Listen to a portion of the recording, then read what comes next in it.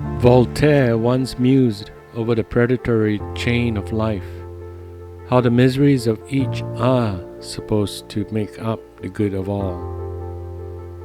In his classic work In Memoriam, Alfred Tennyson framed it in these words: "Nature, red in tooth and claw."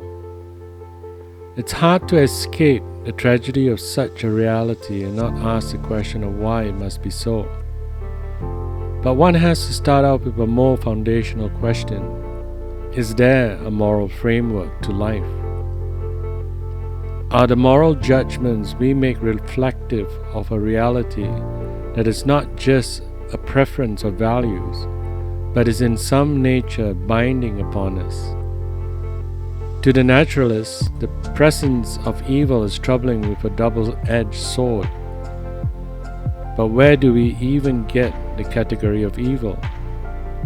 And second, how do we break this stranglehold? To the Christian theist, good and evil have a point of reference.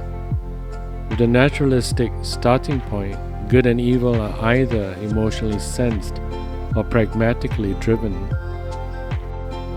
both of which fall victim to the reasoning processes of our diverse cultures. This is a glaring inconsistency within naturalism.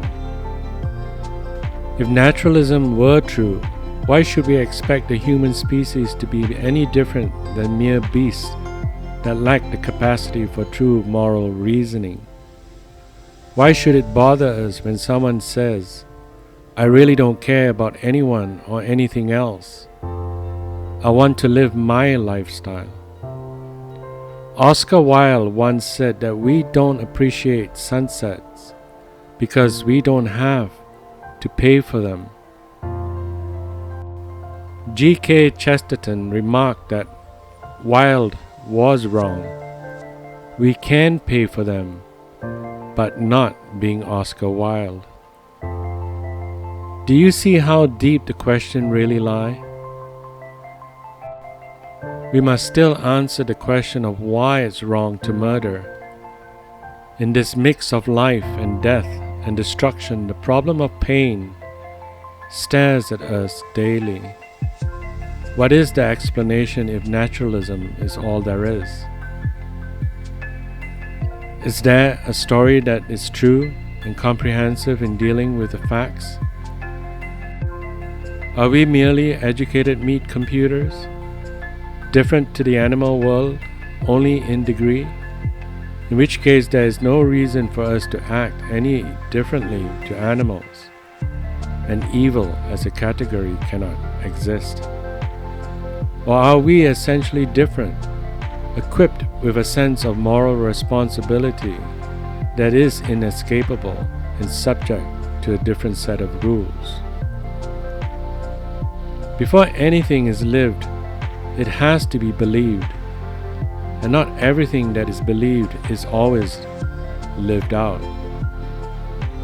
The disavowal of belief in God is fraught with immense logical and existential problems.